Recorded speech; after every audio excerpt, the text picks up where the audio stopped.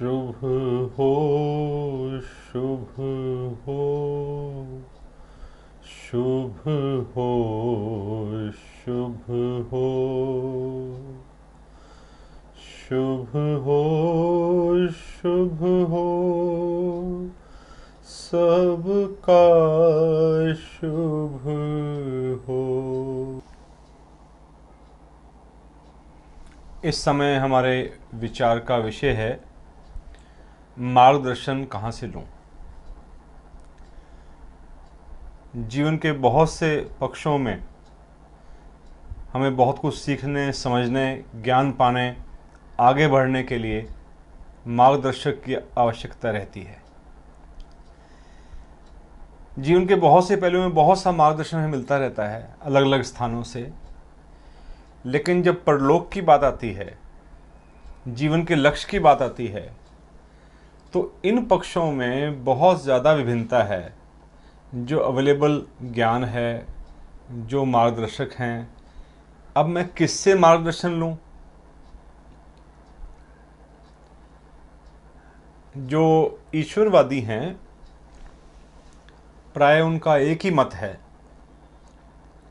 निचोड़ यही है कि संसार मिथ्या है, ये स्वप्न है, सत्य जो है वो परमात्मा है।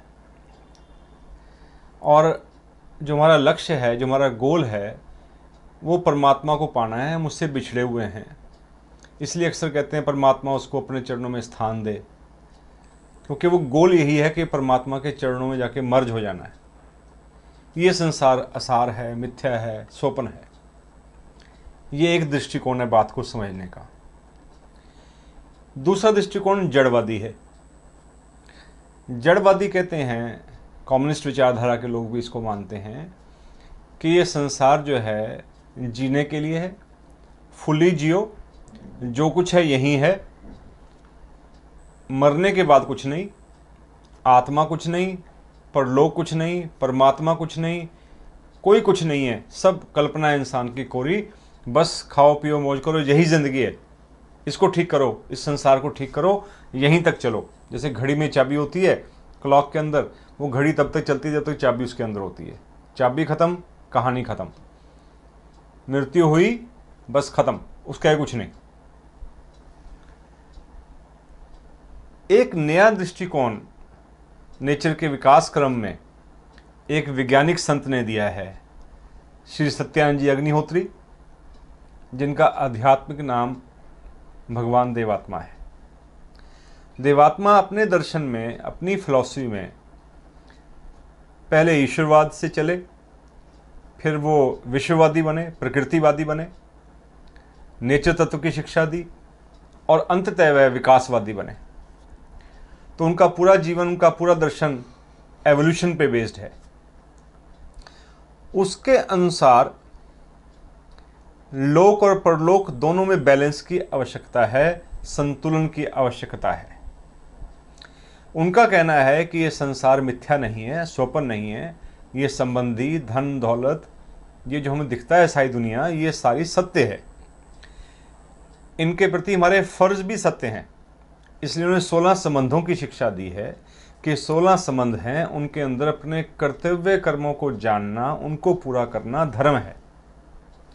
लेकिन वो कहते हैं ये आधा सत्य है, ये संसार, ये दुनिया, ये पदार्थ, ये संबंधी आधा सत्य हैं, पूरा सत्य नहीं है। ये स्वप्न तो नहीं है, लेकिन ये पूरा सत्य नहीं है। पूरा सत्य ये है कि इसके बाद सूक्ष्म जगत में, सूक्ष्म शरीर के साथ परलोक का जीवन भी है। तो हमने इन दोनों को संवारना है, इस लोक को यहीं संवारना है। ज़्यादातर जो धर्म शिक्षा में उपलब्ध होती हैं, वो स्वर्ग का एक रास्ता बताते हैं कि हम आपको स्वर्ग ले चलेंगे, स्वर्ग में आपकी सीट पक्की कर देंगे, ऐसा नाम जपो, इस गुरु को ध्याओ, ये रास्ता अपनाओ तो आपको स्वर्ग मिलेगा। देवात्मा का जो मार्गदर्शन हमें अगर मिलने लगे तो बड़ी नायाब चीज़ मिलती है। वो कहते हैं कि मैं तुम्हारे अंदर ऐसे भाव पैदा कर सकता हूँ, तुम्हारे ऐसे भावों को सतेज कर सकता हूँ, जागृत कर सकता हूँ, विकसित कर सकता हूँ, जिससे यही दुनिया स्वर्गीय हो जाएगी। स्वर्ग की अनुभूति तुम्हें इसी दुनिया में होगी। अच्छे भावों से स्वर्ग यहीं है और बुरे भावों से नरक यहीं है। और जैसे भावों से आप आगे जाओगे वैसी दुनिया आपको मिलेगी। नारकीय भावों से जाओगे तो आगे नरक मिलेगा, और अगर स्वर्गीय भावों से आगे जाओगे तो स्वर्ग मिलेगा। पहले तो स्वर्ग यही मिल जाएगा। तो बैलेंस की बात करते हैं और इस धरती को स्वर्ग बनाने का स्वप्न देखकर आगे बढ़ते हैं। वो कहते हैं कि लेकिन इस दुनिया के जो संबंध हैं, उनके जो कर्तव्य कर्म हैं, उनको पूरा करते करते, सांसारिक संबंधों को जीते जीते हमें गाफिल नहीं रहना। अपने एक लेख में वो मार्गदर्शन देते हैं, मैं तो ऐसे गुरु से, ऐसे मार्गदर्शक से मार्गदर्शन लेना चाहूँगा जो संतुलित जीवन जीने की प्रेरणा करते हों, इस लोक को भी सत्य बताएं, जो परलोक को भी सत्य बताएं। ऐसे मार्गदर्शन मुझे देवात्मा मिले हैं। मैं अपना बड़ा अहोभाग्य समझता हूँ और उनको वंदन करता हूँ, प्रणाम करता हूँ। उनकी वाणी इस पक्ष में मेरा मार्गदर्शन करती है कि संसारिकता में रहते हुए, संसार में रहते हुए संसार के काम करने ज़रूरी हैं, शारीरिक जीवन जीना ज़रूरी है, शारीरिक लक्ष्यों को पूरा करना ज़रूरी है, आर्थिक लक्ष्य पूरे करने हैं, संबंधों को जीना है, सारे काम करने हैं, लेकिन इस दौरान गाफिल मत रहे। आप फरमाते हैं, हे मनुष्य, तू केवल शरीर नहीं आत्मा भी है, बैलेंस कर। यहां दर्शन दे रहे हैं देवात्मा, एक दृष्टिकोण दे रहे हैं। तेरा स्थूल शरीर एक दिन छिन्न भिन्न हो जाएगा, शारीरिक सुखों के लाभ करने में ही तुम अपनी उम्र बर्बाद ना कर। सिर्फ एक तरफा मत भाग, क्योंकि जैसे ये शरीर तेरा यहाँ का यहाँ ही रह जाएगा, वैसे उसके सुख के सारे सामान यहीं रह जाएंगे। तो सच्ची आत्मिक दौलत कमाने की फिक्र कर, जो तेरे यहाँ भी काम आएगी और यहाँ से कूच करते समय तेरे साथ जाएगी। वो आत्मिक धन की तरफ हमारा इशारा कर रहे हैं, हमारा ध्यान फेर रहे हैं। बड़ी कृपा है उनकी। इसके साथ साथ वो वार्न करते हैं कि संबंधों में अपने कर्तव्यों को पूरा करते करते कई बार हम मोहग्रस्त हो जाते हैं। मोहग्रस्त भी नहीं होना, ये उनका एक बिल्कुल नया मार्गदर्शन है हमारे लिए कि भाई अगर कर्तव्य कर्मों को पूरा कर रहे हो तो हो सकता है तुम मोहग्रस्त हो जाओ। मोह से बचो, क्योंकि ये सांसारिक पदार्थ, ये संबंधी एक दिन बिल्कुल हाथ खींच लेंगे फिर। इसलिए संतुलित चलो, अपने कर्तव्य कर्म पूरे करो, लेकिन मोहग्रस्त मत रहो, क्योंकि फिर इस दुनिया में एक दिन आखिर ऐसा समय आ जाएगा। भगवान अपनी वाणी में हमारा मार्गदर्शन करते हैं, फरमाते हैं, इस दुनिया में मनुष्य के लिए आखिरकार एक दिन ऐसा समय आ जाता है। कैसा समय? कि जब इंसान की सारी उम्मीदें टूट जाती हैं, कोई यार मददगार नज़र नहीं आता, दोस्त हैं, बीवी हैं, बच्चे हैं, लेकिन कोई अपना नहीं। जब मृत्यु का समय आता है, कोई साथ नहीं देता। जो चीज़ सामने आती है, दुकान है, मकान है, जेवर है, गाड़ी है, पत्नी है, बच्चे हैं, जो भी सामान पदार्थ संबंधी जो भी हम अपना समझते हैं, उन सब पर भगवान फरमाते हैं, मोटे अक्षरों में ये वाणी लिखी मिलती है, मैं तुम्हारी नहीं। तब मुबारक हैं वे जन जो मनुष्य जन्म पाकर आत्मिक दौलत यानी कि परोपकार, पर सेवा, निस्वार्थ पर सेवा कमाने की फिक्र करते हैं और इस संसार से कूच करते समय वृथा रोते नहीं देखे जाते, किंतु दिली शांति और तसल्ली के साथ यहाँ से रवाना होते हैं। हमारे मार्गदर्शक देवात्मा अगर बन जाएं तो इससे बड़ा सौभाग्य नहीं हो सकता कि उन्होंने प्रैक्टिकल जी के दिखाया। सब संबंधों में जीवन जिया, लेकिन मोहग्रस्त नहीं जिया।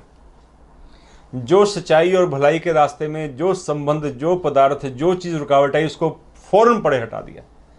और देवात्मा ने इस संसार में रहते हुए सच्चा वैरागी जीवन जिया। शायद दुनिया में एक अद्भुत और निराली घटना होगी अपने आप में, मैंने इससे पहले नहीं सुनी, हो सकता आपके संज्ञान में आई हो। वो ये कि देवात्मा ने जीते हुए अपने समय में एक अर्थी बनवाई अपने लिए, और उसमें स्वयं लेटकर देखा कि मेरे परलोक गमन के बाद मेरे शिष्यों को, मेरे संबंधियों को मुझे ले जाने में दिक्कत ना हो। और वो अर्थी आज भी उनके निवास स्थान देवालय में सोलन पर्वत आश्रम में विराजमान है। हम उसको अक्सर जब भी जाते हैं या जाते रहे हैं, प्रणाम करते रहे हैं। वो अर्थी यादगार है कि हमें, चलो भगवान ने तो सचमुच की अर्थी बना ली थी, लेकिन हम अपनी सूक्ष्म अर्थी तो हमेशा ही तैयार रखें कि हमें कभी भी इस संसार से जाना पड़ सकता है। ऐसा मार्गदर्शन देवात्मा ने हमें अपने जीवन से दिया है। इसमें एक और घटना मुझे ध्यान आती है कि पूजनीय भगवान ने अपने होते हुए बहुत समय पहले ही एक वसीयत तैयार करवाई, विल। और विल जब तैयार होके आ गई तो पूजनीय भगवान उस समय निकलने वाले थे सैर को, मॉर्निंग वॉक के लिए। उनको पता दिया गया कि भगवान वो कागजात आ गए हैं आपको जिन पे साइन करना है। तो कहते वो निकल चुके थे और वो लौट आए, कहते पहले साइन कर लें, पता नहीं हम लौट पाए ना लौट पाए। क्या अवेयरनेस है कि मैं सैर के लिए जा रहा हूँ, अगर मैं लौट के नहीं आया तो मेरे सिग्नेचर रह जाएंगे, काम अधूरा रह जाएगा। इतना अलर्ट, हर समय कहते हैं ना मौत को याद रखो और अपना जीवन इतना अच्छा, इतना सुंदर, इतना संतुलित जियो। अपने छोटे भाई को मार्गदर्शन दे रहे हैं। वो पत्र, वो चिट्ठी हमारे लिए भी है। भगवान उसमें लिखते हैं, अपने छोटे भाई जो 10 साल से छोटे थे उम्र में, उनसे लिखते हैं, भाई, प्यारे भाई, सिर्फ शरीर की जो जिंदगी है, अर्थात कुछ खा लेने, कुछ पी लेने, कुछ सो लेने, कुछ ऐसी कुछ और ज़रूरतें पूरी करने की ज़िंदगी है, उससे जहाँ एक तरफ आत्मा का कोई जीवन नहीं बनता। शरीर का जीवन अलग है, आत्मा का जीवन अलग है। ये बैलेंस देवात्मा सिखाते हैं। वहाँ नीच रागों और कई प्रकार के पापों आदि से उसकी बहुत बड़ी हानि होती है। मनुष्य ऐसी बेसुद्धि की अवस्था में पड़ा रहकर, आत्मा से बेसुध जब रहेगा, जब एक दिन अपने स्थूल शरीर को त्याग करता है। इसलिए भगवान ने मृत्यु शब्द यूज नहीं किया है कि मर गया, वो कहते हैं स्थूल देह का त्याग कर दिया। इसलिए शुभकामना में आता है, हे देह त्यागी संबंधी, हमारे देह त्याग की है, स्थूल देह त्याग। तो भगवान यहां भी फरमा रहे हैं कि जब आत्मा से बेसुध इंसान अपने स्थूल शरीर का त्याग करता है, तब वह अपने सूक्ष्म शरीर के बनने पर यहाँ की अपेक्षा अधिक स्पष्ट रूप से अपने आत्मा के पतन विषय खौफनाक फलों को उपलब्ध करता है। यहाँ बात ना भी समझ में आती हो मृत्यु के उपरांत, तो एकदम स्पष्ट हो जाता है कि कितने हानिकारक फल हैं नीच जीवन जीने के। सूक्ष्म शरीर में पहुंचकर इंसान को स्पष्ट समझ में आने लगती चीज़ें। इसलिए भगवान ने कंक्लूडिंग रिमार्क देते हैं, मार्गदर्शन देते हैं कि इस पृथ्वी में जन्म लेकर यदि किसी आत्मा में उच्च भाव जागृत और उन्नत ना हो सकें, तो वह अपनी नीच गतियों से जहां तक संभव हो उद्धार पाने का शुभ अवसर ना पा सके, तो उसकी बहुत कृपा पात्र अवस्था है। मेरी अवस्था बहुत दयनीय है, कृपा पात्र है, ये समझने वाली बात है यहाँ पर जो मार्गदर्शन देवात्मा दे रहे हैं कि मेरी बहुत दयनीय और कृपा पात्र अवस्था है कि मैं अगर मनुष्य होकर अपने अंदर उच्च भावों को पैदा नहीं करता और नीच भावों से, अदना भावों से मोक्ष नहीं पाता। यानी कि नीच भावों से मोक्ष और उच्च भावों में विकास को भगवान ने यहाँ जीवन का सत्य लक्ष्य बताया है कि हम मुख्य रूप से आत्मा है, इसलिए आत्मा की रक्षा करनी है नीच भावों से और उच्च भावों में विकास करना है। तो ऐसे मार्गदर्शक, विश्ववादी, विकासवादी, नेचर के नियमों पर आधारित विज्ञान सम्मत सद्धर्म की शिक्षा के शिक्षक परम पूजनीय भगवान देवात्मा हमारे लिए सच्चे मार्गदर्शक हो सकते हैं, जो स्वयं परलोक पे अटूट विश्वास रखते थे, जो परलोकवासियों की सहायता करते रहे यहाँ से उनके विकास में। अपने शरदे दादाजी की, अपने एक पुत्र जो छोटी उम्र में चले गए थे उनकी, उन्होंने परलोकवासियों के माध्यम से उनके आगामी जीवन के विकास में सहायता की है। और परलोकवासी उच्च आत्माओं से सहायता लेते रहे अपनी बीमारियों में, अपने कष्ट में, कितने मौक़ों पर उनसे सहायता लेते रहे हैं, उनके से नुस्खे लिखवाते रहे हैं। उनका परलोक के साथ अटूट संबंध रहा है और आज भी वो अपने मिशन को, सत्य धर्म बोध मिशन जिसके तत्वाधान में आपकी ये सेवा हो रही है, उसका मार्गदर्शन भी अब भी वो सूक्ष्म से ही संचालित करते हैं। इसलिए मैं ना वक्ता हूँ, ना उपदेशक हूँ, ना कोई प्रचारक हूँ, मैं उनका एक निमित्त मात्र एक मीडियम हूँ, माध्यम हूँ। उनका माध्यम बन के ही उनकी वाणी को, उनके भावों को आपके साथ पहुँचाने की, शेयर करने की कोशिश कर रहा हूँ। काश हम सबके शुभ का मार्ग, भलाई का मार्ग प्रशस्त हो सके, हम उनको मार्गदर्शक रूप में स्वीकार करके उनसे मार्गदर्शन ले सकें और जीवन में आगे बढ़ सकें, अपने इस लोक को भी और परलोक को भी संवार सकें। मैं भी ऐसा कर सकूं, आप ऐसा कर सकें। सबका शुभ हो, सबका भला हो, सबका मंगल हो।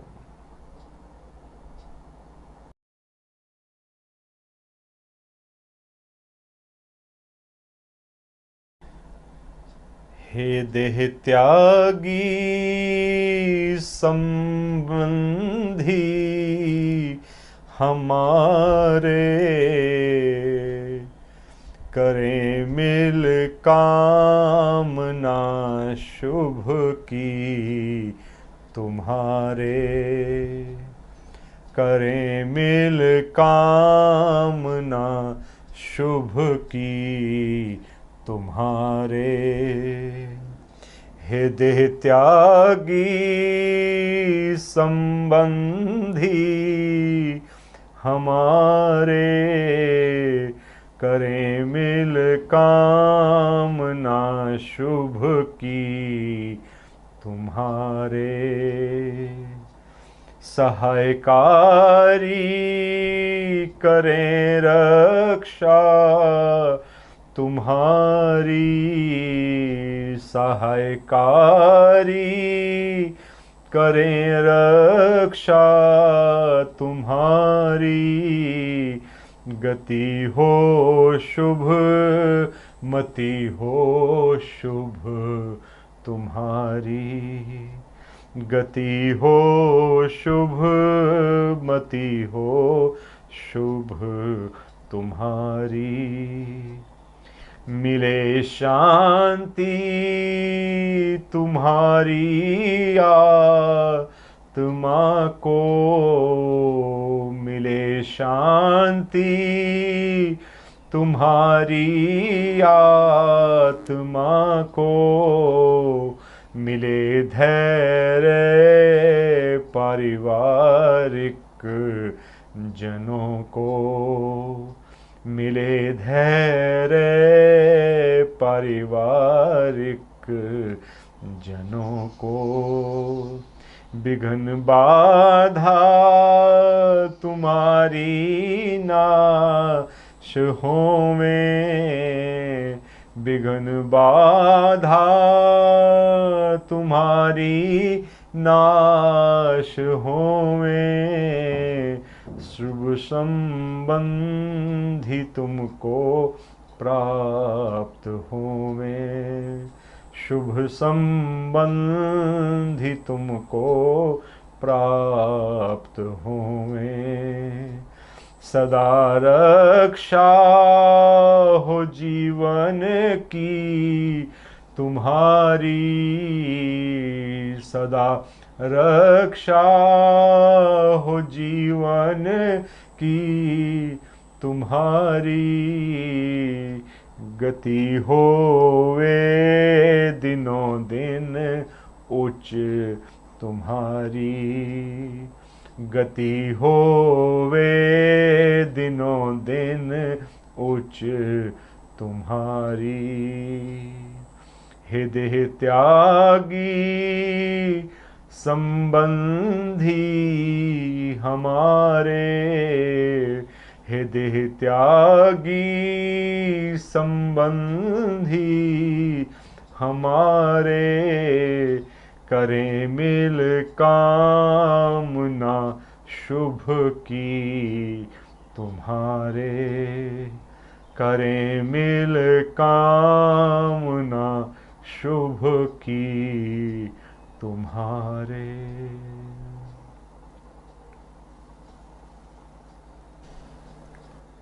शुभ हो शुभ हो शुभ हो शुभ हो